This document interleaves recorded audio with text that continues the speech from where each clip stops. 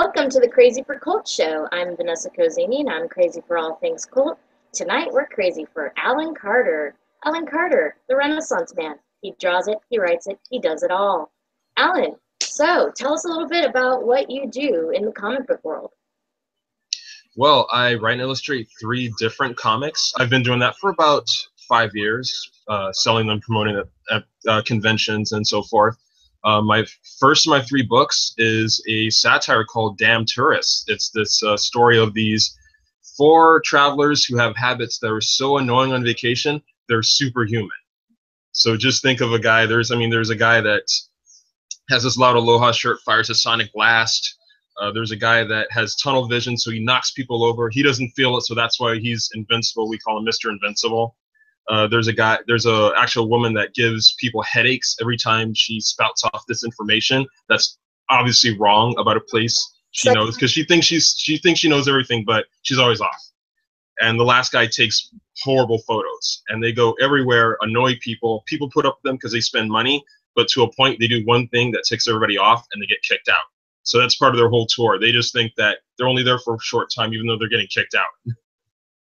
That sounds like some superpowers I have come across and have been defeated by. So you've got these tourists with superpowers that I'm sure a lot of us can relate to. For those who are not, me and Alan are both California bound. So I think we both grew up just kind of laughing at tourists a little bit. Is that where you kind of got this inspiration? Yeah. In addition, for me, I was born and raised in Hawaii, so double whammy. Double whammy for sure. Yeah, it has to be. So how do you depict the tourists in Hawaii versus the ones in California? Are the ones in California better or worse? Well, it's the same characters, and I'll just go back to when I originally came up with it, because it's one of those stories where it didn't take long to do. It's just one of those things that pops in your head. And I was in college at the time, and I went home. I was going home on the bus, and the rental car cuts off the bus. I could tell it was this like bright, like, yellow rental car. I knew that it could only be tourists. It was not a resident. And I was like, geez, these tourists don't know how to drive. And 15 seconds later, I thought, that is a pretty cool idea. And I wrote down names of some characters, like a brief summary. And I thought, this is really cool. I have no idea how I'm going to write this, but it needs to be written. It doesn't matter if it takes me 4 years to do it. I'll think of something. And luckily, by the time I moved here, I actually came up with a story that took place in Hawaii, at least for 2 issues. And then I wrote an issue in LA. But for the time, they were supposed to be just in Hawaii. And then when I moved here, I thought, why don't I just take them everywhere and just see how people react to them? So do you have any plans to travel to other places like New York or Europe just to see if there's any difference in the tourists there? Oh, just in how they're going to behave there if I take them to, say, Europe? Yeah. Yeah, definitely. And the fun thing about it is that if I haven't been there, then I get to do all the research about it, and I could talk to people who have been there and say, hey, look, I'm doing this book on these obnoxious tourists. Like, why don't you tell me some of the things you encountered? I can put that in there. I bet anybody who's encountered tourists would be like, oh, please let me tell you the horrible stuff I have. So I'm sure you're not, wanting for much for stories. People are very willing to tell you them. Oh, yeah, definitely. So you said that's one of 3 comics you're working on. What are the other 2? My second one, it's a more serious comic. It's the title's called Cosmic Force. It's actually the first series I wrote, and I did a version of it when I was about 8. I did my first comics out of construction paper, and they're based off of like existing superheroes, but it was like a loose version of what became Cosmic Force, and it's this science fiction story about 5 people that they don't really know each other, just happen to meet in the fields in the late 80s in Hawaii for a meteor shower. And as they're watching it, these objects strike them down, and they don't even know what they are. So it's reported later on that they went missing because no one knows what happened to them. And later on, they figure out that they were these object impacts. They don't know what else to call them in this field, and they find their cars on the road next to the field. So they're thinking, okay, they must be dead then. And they come back. It's 2 years later. They figure this out like in segments. They come back, they're across town in this hotel room. They don't know how they got there, and each one of them has this emerging ability that first they have to control. So now they're kind of scared of that. Once they try to get that under control, they figure out they see a newspaper somewhere. They figure out it's 2 years later, and everybody has declared them dead. So now they can't go back. Their bank accounts are erased. Their apartments are gone. You know, they've been evicted. Can't go back to their jobs. Now they're kind of stuck together, trying to figure out how to get these powers under control and try to find some way to get back to society. But even when they do that, they're being stalked by these rogue government officials who think they're invading aliens because they've been transformed physically, as well as internally with their powers. Like, they look different. So they're being stalked. They eventually have to fight them off just to survive. And this takes place out in broad daylight at this point. And now they're kind of being hailed as heroes. Some people think they're like the first wave of this invasion. And now they have to figure out how to get in the good graces of the public, because maybe if they can do that, they could at least find some way to survive. They don't have to be squatting everywhere, because at this point, no one's helping them. They're trying to survive on their own. And later on, a reporter who's a friend of one of the characters, one of the people who's transformed, finds out who they are to help them out, to try to, she hides them out in her place and tries to, see if they can get them jobs or something, and keeps them from the military. So there's a lot of things going on. There's there's the fact that they're so isolated and they don't really, want help from anybody. Then there's the families of these people who don't know what to think. They've been told that they're murdered by these aliens. They don't think they're the same people. There's a lot of drama going on with some of the characters. Some of them have, there's 3 adults and 2 kids. The kids, obviously, they're in their 20s, and they're college age. They're kind of still living at home. They miss their parents, so they want to go back. The adults are upset that their jobs are interrupted. So there's a clash between the two, because in a way the kids like the powers, the adults don't. But at the same time, the kids miss the parents, so they're willing to try to go back for them, and the adults are just saying, well, let's stay here, because every military agency is looking for us, and they're trying to, we don't know what they're going to do to us. So there's that clash, and then there's a lot of drama with the friends, and there's a lot of links between the government agents, because they actually have weapons built to take them out that were done, because this is connected to, say, Area 51. So there are all these sightings, so it's connected there. So they came up with all these weapons to take them out, and they were actually moved to Pearl Harbor after people just thought, well, this doesn't exist, and then they kind of stored them away. Now they're taking them out to take this new threat, and we find out that one of the adult characters, his parents were weapons manufacturers who came up with those weapons to take them out. So there's that link there. So there's all these things kind of coming together.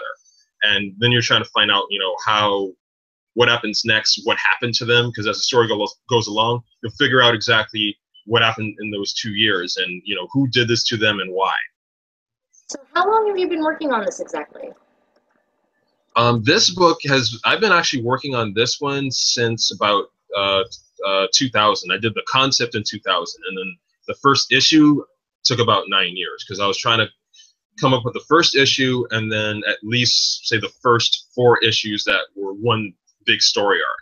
So I kind of knew where I was going. Well, you're very lucky to be both talented, to have such a great mind for writing and for the art side of it, because trust me, for those who wish they could do comic books, love them very much. We don't have I like the Deadpool, by the way.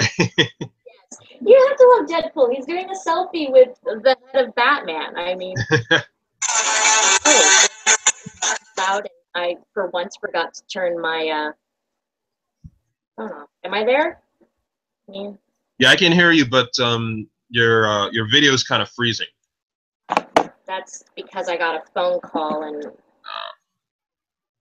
let's see if this works.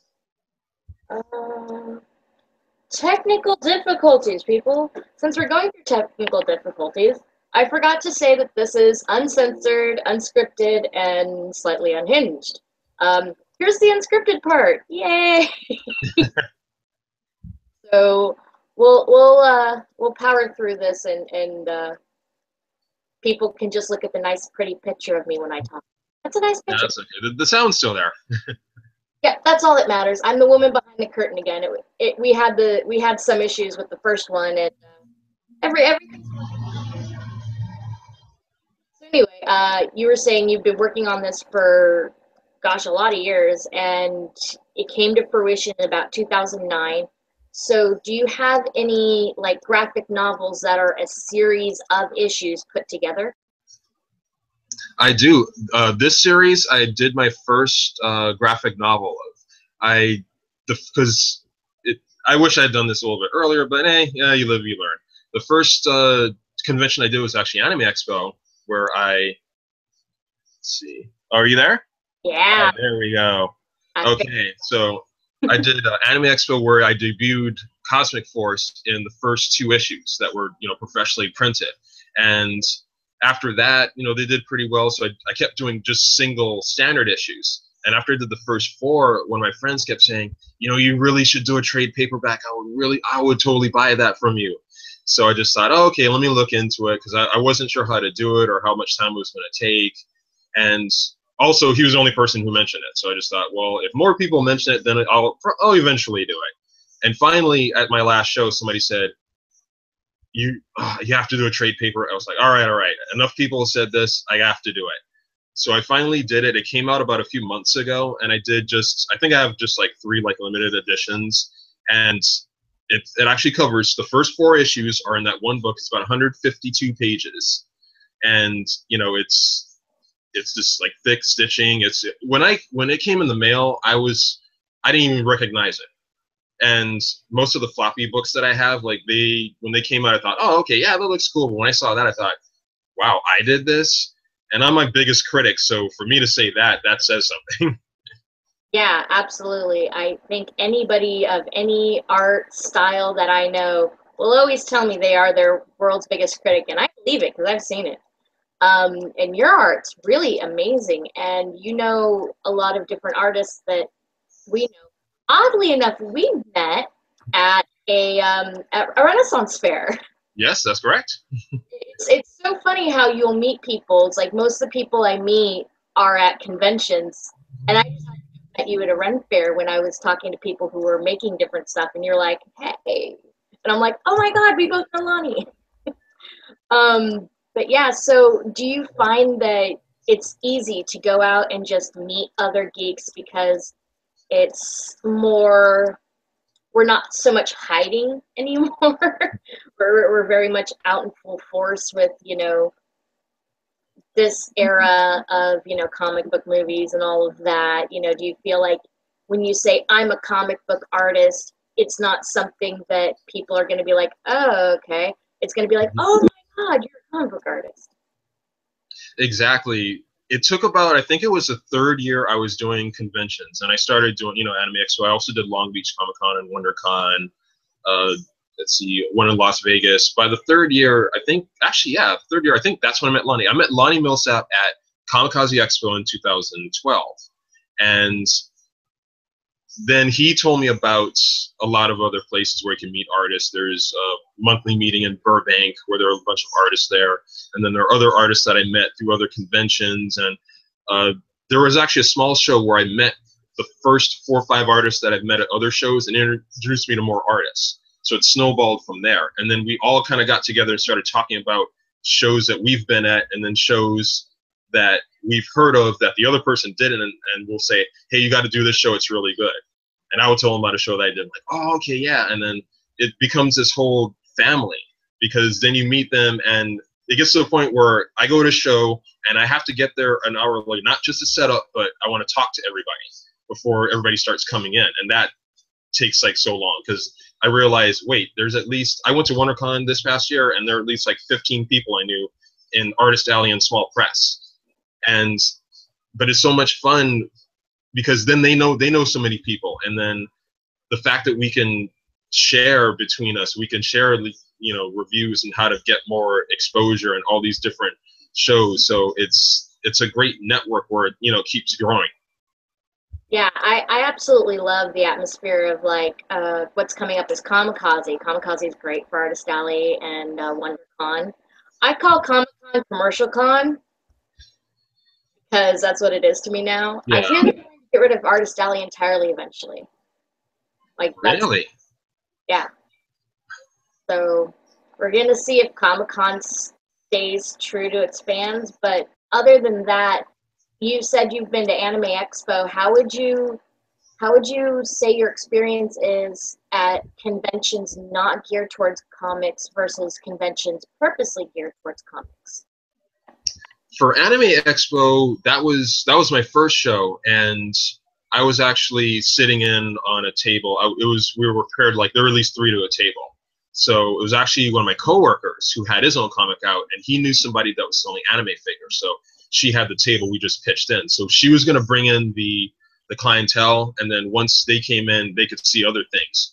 But when he explained it to me, he didn't really know too much either. We were both starting out, so I thought, Anime Expo, I'm not sure. I don't have anything remotely anime. So I just thought, well, let me just see how it goes. So I pretty much had no expectations. I just wanted to see how I would do.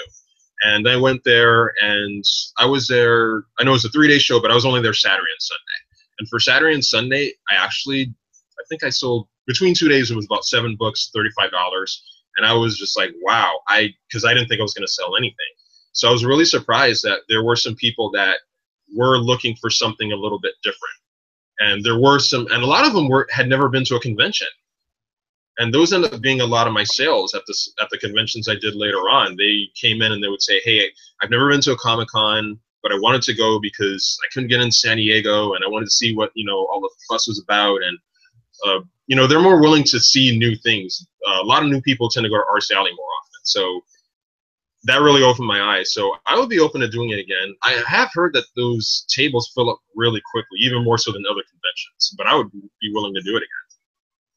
Oh yeah, I mean, price alone, some convention booths cost more for space than others. So when you go there and you're going to go there to sell a product, at the end of the day, this is your product that you're selling, your baby that you want to get, make money off of, and this is your life. You have to rent these booths. Do you make the money back? Or do you find that it's kind of more you putting money out for the PR of it? It's normally a promotional deal. I go in just thinking, this is another place where I can get my work out there, especially if I have a new book that people might be waiting for, or restocking on my issue 1s so I could get more people to start on any of the series. So it's the mindset of promotion and, getting more eyes on my product. If I make the table back, that's great. There were a few, at least 3 or 4 conventions where I did that, so that was really cool. It was actually the last Long Beach Comic Expo I was at in 2014, where I think the table was like 125, and I made like the table back plus an extra $10. That was really cool. That is great. And especially that show, because it was smaller than their fall show, so I wasn't sure as far as sales, what I was expecting, because the last 2 shows I didn't sell that much, and sometimes like I would sell 5, and now I sold like 12. I thought, oh wow, cool. This goes into the reason why I do 3 different books, and I'll mention the other one later.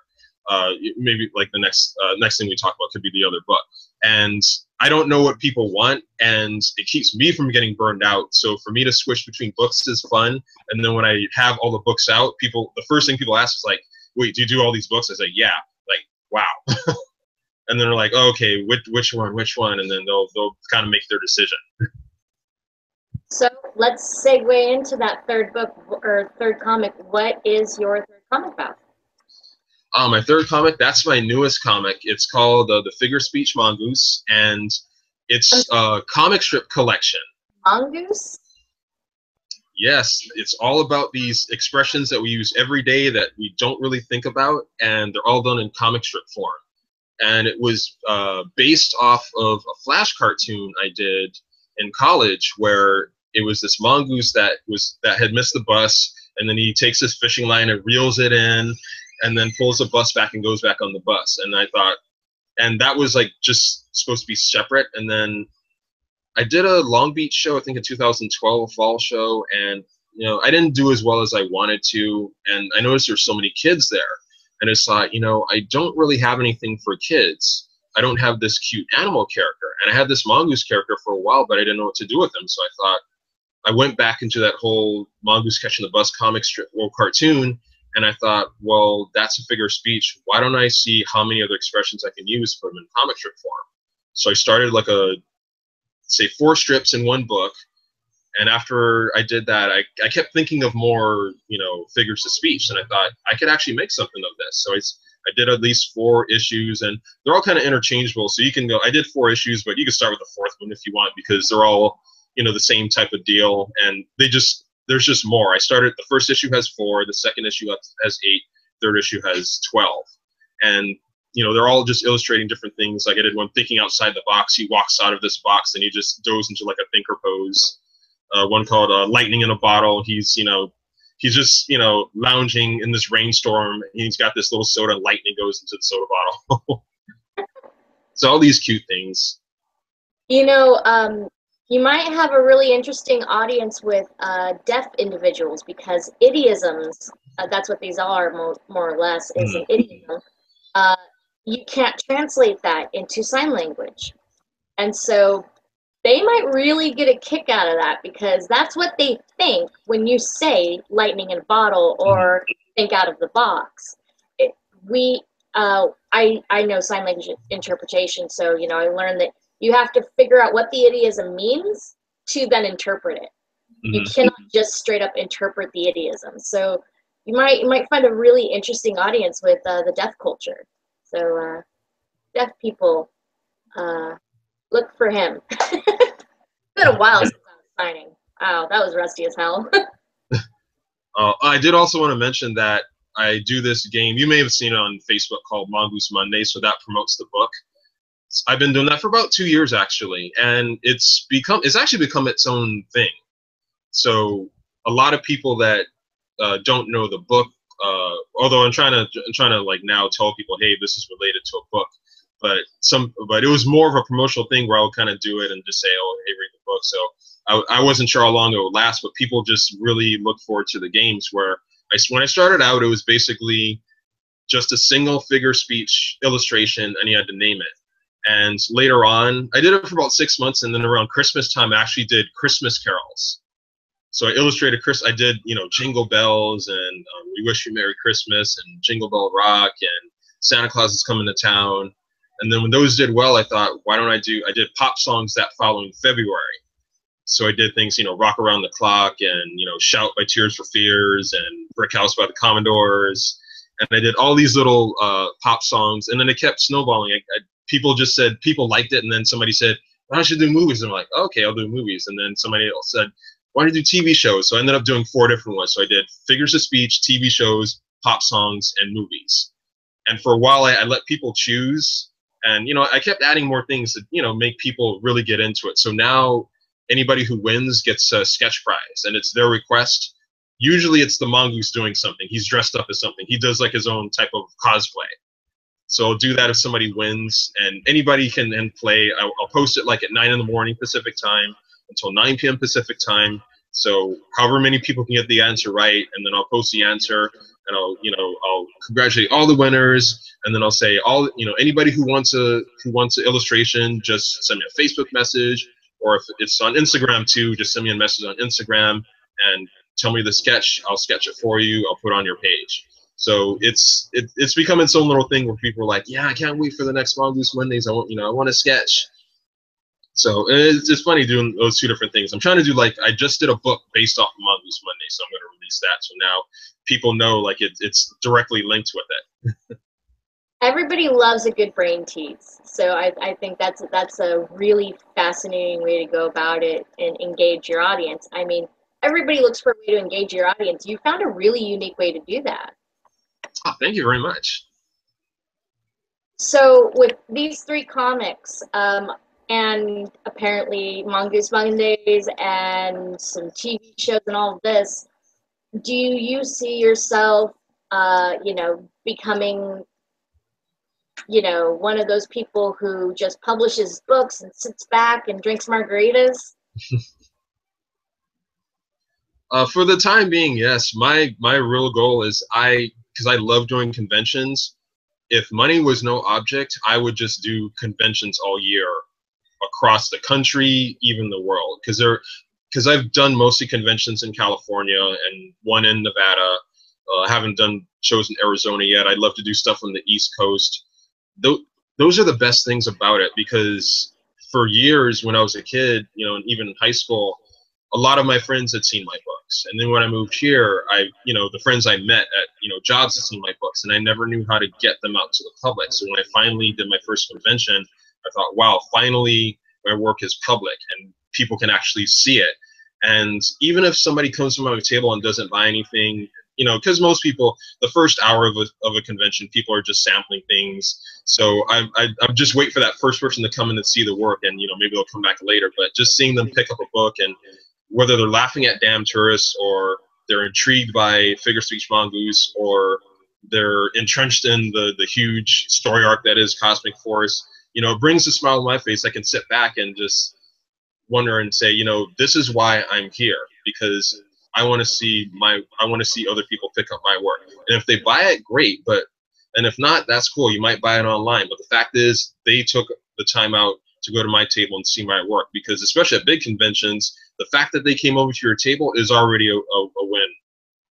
Oh yeah, everybody just kind of whizzes by, and they always see something, and that'll gravitate them to one booth or another, and that's what everybody goes for. So do you have big pictures of Mongoose behind you when you're sitting there? I should. I don't yet, though. We'll get you working on banners now. I know what we're going to be doing next. But so for those who can't come to conventions, you said online. Where do you sell? Obviously, I'm going to be putting links in, the about section on this video. But tell me in the audience, where can they find your awesome things to go and buy? Well, you can first go on my website. It's alan-carter.squarespace.com. And I have an online shop with all 3 books, Cosmic Force, The Figure Speech Mongoose, and Damn Tourists. You can order them as a download on that site. And also for entertainment, I do a weekly blog there on things from comics and movies to pop music. And I also have events that I'm going to be at, different signings. The main place you can go is my Facebook page. I have a Facebook page for Carter Comics, The Figure Speech Mongoose, Damn Tourists, and Cosmic Force. And you can see all the happenings with the books. I'm working on issue 4 of Damn Tourists, so every time I finish, say, 10 pages, they'll be on that page. You can view the progress of them. And as far as other places to buy them, there are 2 other stores. There's Amazon, where you can also get a download.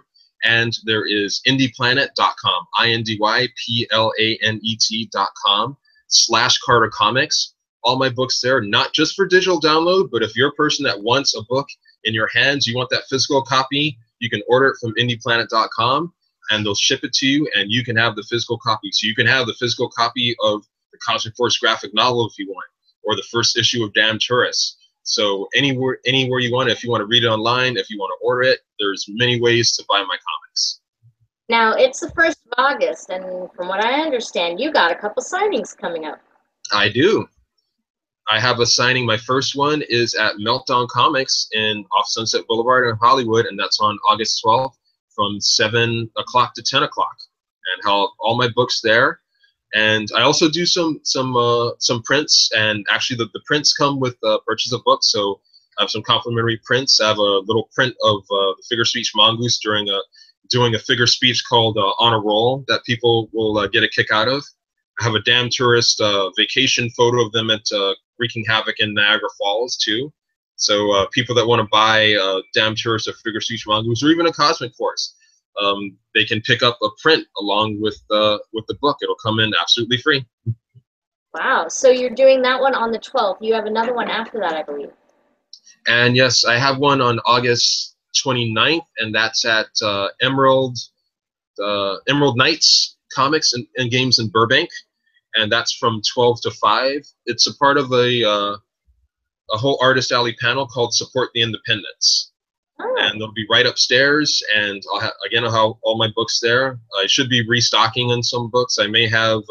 I'll just say I have a very limited supply of the Cosmic Force graphic novel. So pick that one. Well, that one up when you can. But at the Emerald Knight signing, I should have a few more. great. Fantastic. I think we all look very forward to seeing that. So do you see yourself sticking with these three things, or are there other projects in your mind that may be coming into fruition in the next year or so? Well, as far as projects that I come up with myself, I'll probably stick with these three. I don't want to get too burned out unless I have this can't miss idea that just says that when I say in my mind, like, I have to do this, I have to write this. For now, it's those three. I'm picking up a few freelance projects. One I finished I'll mention more detail later. I'm working on it with, it was actually with the radio show host that I met last year. That produced a web series, and I did a comic version, an adaptation for him. And possibly at maybe Long Beach Comic Con, we're working on a convention to debut it. So I got some freelance books, and I have another project I'm still working on based off of a independent horror flick, and I'm actually it's in production now, so I'm doing the storyboards for that. So that's another way that I'm branching out, so I can do a lot of it, and those are through conventions where I've met somebody who knows somebody who knows somebody else who says, hey, this guy's doing a comic, he might be looking for an artist or a writer or both. That's fantastic. That's what I love about conventions is making friends and networking. It's kind of one big, geek party where we all get to find out, hey, we're all geeks together. Speaking of which, everybody can see in the background now because I know it's working. I was just the woman behind the curtain. I have a great deal of love of Marvel. I was always kind of Marvel first when back in the day when you were either Marvel or you were DC. Nowadays, that rivalry is kind of petered out. But how did you get into comics? Oh wow, it went cartoons, comics. So I grew up because I'm 35, so born in 80, so probably about say 87, 88. That was when I started watching Saturday morning cartoons. Sadly, they did not have a lot of superhero cartoons. I just missed the end of Super Friends, so I missed out on that until Cartoon Network reran it years later. So it was mostly He-Man, Thundercats, Smurfs, Alvin and the Chipmunks, but they replayed Spider-Man and His Amazing Friends at that point. But hey, I grew up in Hawaii, so it was tough. We got shafted when it came to Saturday morning cartoons. That came on at 6:30 in the morning on a Sunday. But I was that devoted, even though it was on a cable access channel. You had to search for it. But it didn't matter. I wanted to see that. I saw that in the very first X-Men cartoon, the Pride of the X-Men pilot that they aired. They kept re-airing. As soon as I saw it, I was like, this is awesome. And then my dad actually had a comic collection. So he introduced me to his comics. He had Silver Surfer and Fantastic Four. The first one he had that I saw was he had a Flash comic. And I still remember that Flash cover. It was I think the caption on the end was that I'm running from myself, and he had this dash effect on there. And I remember I probably read it once or twice, but I know for hours on end I would just stare at that cover. I was so mesmerized at how great that cover looked. And from there I kept seeing more comics, and I thought, you know what, it was weird. It was a cartoon that made me get into comics, that made me want to do a comics. I thought, I can't do a show. I don't know anything about animation, but I can do my own comic. I was watching Toxic Crusaders, and that actually got me into comics. I thought, this is so goofy and so weird. I could do something like this. I could do a book like that. And that's when I did my first comics. And then it kept going on from 8 years old to 12 years old to 17, and I kept refining it. And it was actually when I was in college that I met an instructor that had his own comic book out. And he taught me so much. He taught me like a lot of things about anatomy and more of plotting out a story. And our final project was to do a comic, and that's when I did like a loose version of what later became Cosmic Force. It was like it was a different name, but it was the characters were kind of similar. And so it was this long process. It started from 8 years old and ended at 19 years old, and kept going until I moved to California. and it was just such a journey. So many things that I picked up. But what I really liked is that when I moved here, there were more people that appreciated it, because it was so tough in Hawaii. Even at that time, there weren't a lot of people, a lot of comic fans. Not that they didn't like it; they're just hard to find. There are people that just didn't watch it. So I'd had like a small circle of friends that knew about it. But here, I come here and it's second nature. So I'm so grateful for being here now that I've met like so many comic people.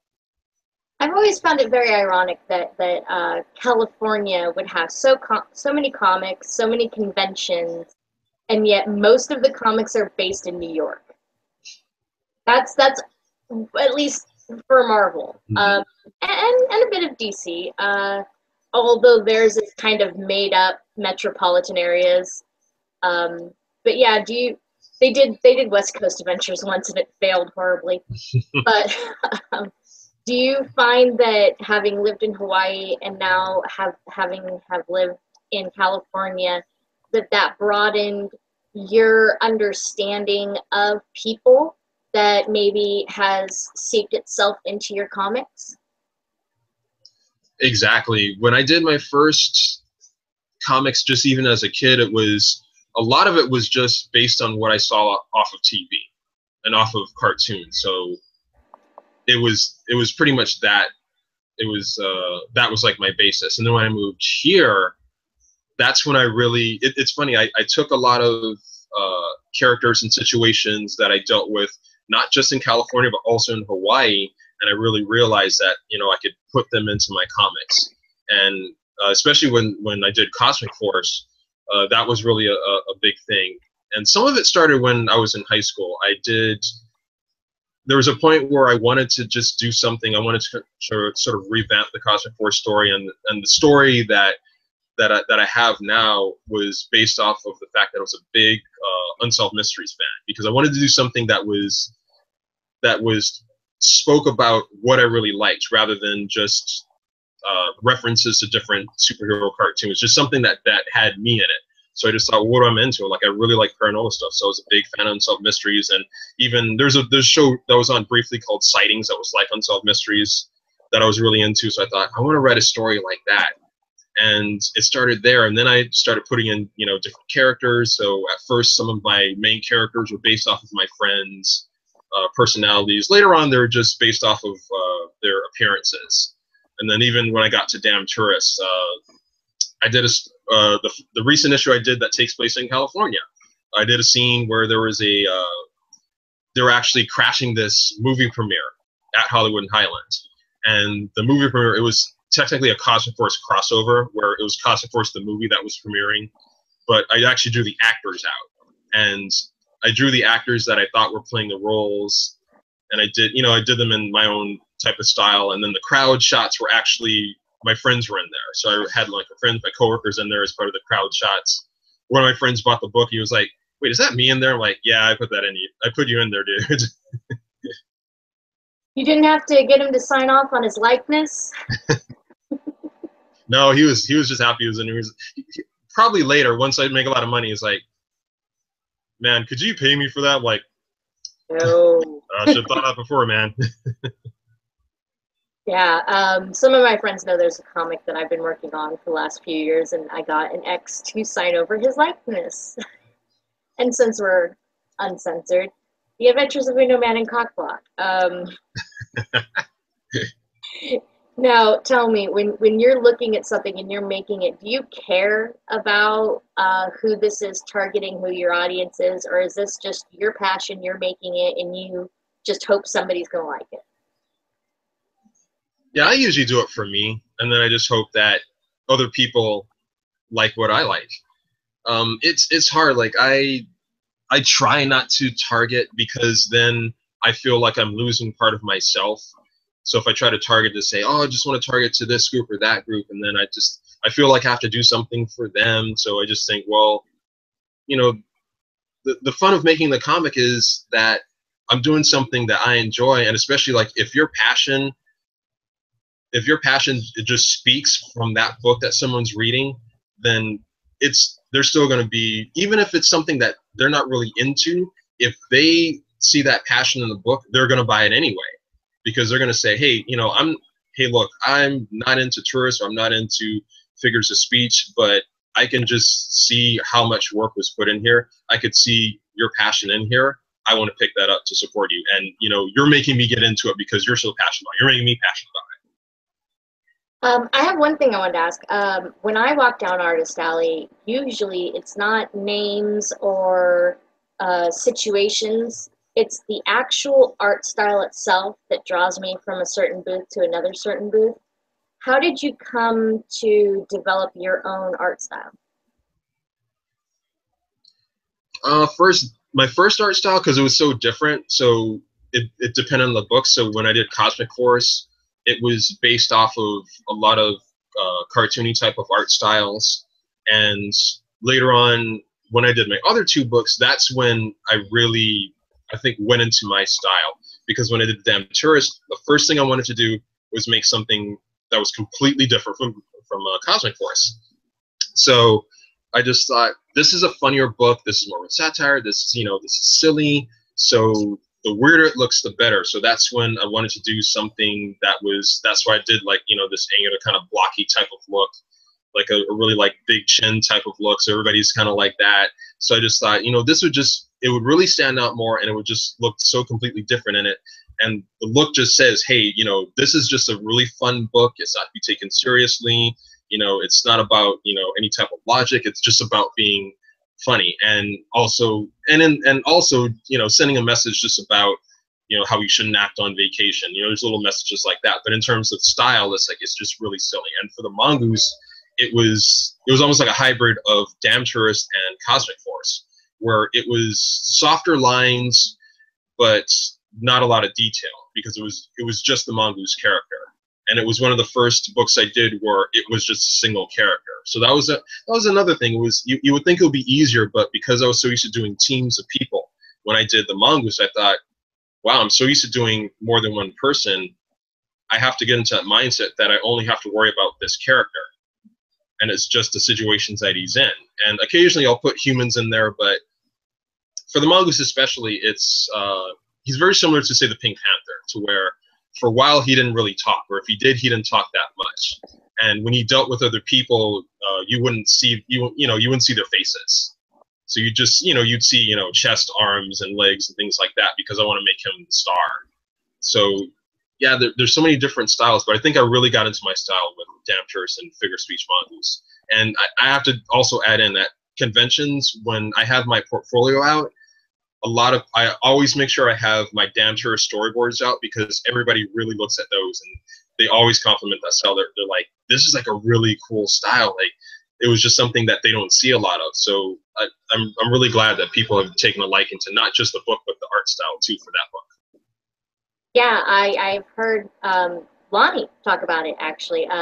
We have a friend, Lonnie, and he's like, his style is just, outstanding, and you don't have to be the same style from book to book. And a lot of artists get trapped in, they have to have their style, and no matter what book they do, it's their style, and you're more fluid, which I think gives you a lot more opportunity to, venture into different areas that our other artists couldn't, or would be stunted by, because they wanted to stay true to their personal art style. But you're more fluid with each book is its own art style, which I really appreciate. Oh, thank you very much. So is there anything else coming up in the life of Alan that your fans and friends should know about? Oh, anything coming up? Well, the two freelance projects I mentioned, that should be coming up, if not Long Beach Comic-Con, possibly for Kamikaze. So you may see me at a booth with maybe like a team of people with not just my books, but the book will be debuting soon. So I'm getting into more freelance work. I will be also working on the next issues of Cosmic Force and Damn Tourist. Currently, I'm actually coloring storyboards for issue 4, which takes place in Las Vegas. Just to recap for anybody for previous fans who have picked up the first 2 issues, The first two issues, of course, took place in Hawaii, and they were kicked out. They went to Los Angeles. They were kicked out there. And the end of the Los Angeles issue had them going to Las Vegas. So Las Vegas has to cope with them for at least a few days. And with that story, they're looking into gambling right now. They're gambling at all the different casinos. They're staying at the Mirage Hotel and are gambling at the Mirage, where they actually have won every single game. So now they're at the Venetian, where they're actually going to see a Cirque du Soleil show starring the figure speech mongoose, or at least a man in a mongoose costume. So a little crossover there. That's fantastic. Do you ever think that the tourists are going to go to the Ren Fair? I think I have to do that one. That's something that needs to be done. I'm trying to think of different ways to different places to where they're going. I mean, right now they're going from state to state to state, but there's always an opportunity for them to go back. So even though they were kicked out, they could always tell the people that kicked them out to say, "Hey, we're sorry. We'll behave this time," so I can take them back to California to do something that I missed. That'd be fantastic. And there's always run fairs everywhere. In fact, I think there's one in Las Vegas. I know there's one in Bristol. That's where Mooney is right now. But yeah, so before we leave, I want to know, everybody. I always love to ask this question to everybody: is what are you geeky about other than comics? I mean, what kind of drives you? Like you said, you saw those paranormal shows. My dad's a huge alien fanatic. I've seen them all. But what else are you geeky about? Wow, geeky about 80s music, a big 80s music fan. Particularly the last British invasion in the 80s. I was just obsessed with any British band that came over. So everything from Human League to ABC, Spandau Ballet. There's one of my favorite bands actually came over about 5 years ago for a concert. They're a funk band. They're called Level 42. They had like one hit with Something About You back in the mid 80s. So, but they're huge in England. But they hadn't been here in 20 years. I finally actually got to see them live, and it was so much fun because they were my favorite band. And to see my favorite band live, I just thought, this is such a bucket list thing. I did not think that this would actually happen. I actually got to meet them too. I took photos with them. Oh, so, that's fantastic. Yeah, I'm a big fan of that type of music. And even just I haven't gone to England yet, and that's my dream trip to go. Because not just the music, but also, you know, just going there, and especially the accents on the women, which I really love. I think are really sexy. I think that's very gender neutral. How people think accents are sexy. So, England, that's something actually. But I wanted to ask, do you like the Sex Pistols?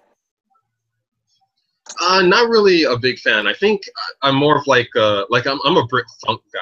So a lot of the fans that were obviously influenced by a lot of R&B music, a lot of Motown music, I got into. So especially like a Spandau Ballet, because there's so many different, especially Spandau Ballet and ABC, because they were directly influenced by a lot of Motown artists. I mean, Spandau Ballet, like they have a reference in True about Marvin Gaye.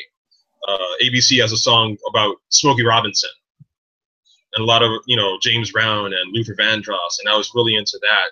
Even there's a songwriter, Rod Temperton, who of course worked with, you know, Michael Jackson for Thriller and Off the Wall, and he worked with so many other people. He worked with, you know, bands like Heat Wave and George Benson and Michael McDonald, and all the songs. I listened to some of the songs recently. I thought he did all of those songs that I really love. Like, I really need to know more about this guy because this guy's amazing. He's an amazing songwriter. That's awesome. I personally am more of a punk person, but I totally respect the Motown and the 80s. Being a child of the 80s, I think we all kind of just want to stay there in a way. Yeah, definitely. I mean, I have to say, like, with 80s music, whether it's, you know, R&B or pop or rock, it's so much fun. I go back to listening to songs either I grew up with or songs I never heard of before. And I still get that same feeling where there are certain songs where no matter how bad of a mood I'm in, if I pop in that song when it starts, it changes my mood. It changes my mood. Like you feel so much happier. I'm very, very odd. Well, this should not be news to anybody, but heavy metal makes me happy. So on that crazy note, anything you'd like to say to the fans? Just like to say, for the people who've met me at conventions over the past 5 years, I've enjoyed meeting all of you, and I thank you for buying my work, seeing my work, reading my work at tables, having long conversations with me at tables. That's something I also love. And just to let you know, there is more to come with the signings coming up at Meltdown Comics and at Emerald Knights Comics and Games and at any future conventions. So thank you all for reading my work, enjoying my work, and you'll be reading more of it to come within the end of this year and next year. So thank you very much, everyone. I will have all the comments down there for you to scroll and look at. This has been the craziest person I know, Vanessa, and of course, Alan. So thank you very much for joining us. Thank you, Alan, for being my guest. It's been absolutely delightful talking to you, and I will see you at one of your signings. All right, I hope to see you there. All right. Thank you very much for being on, and this is me not having a sign out.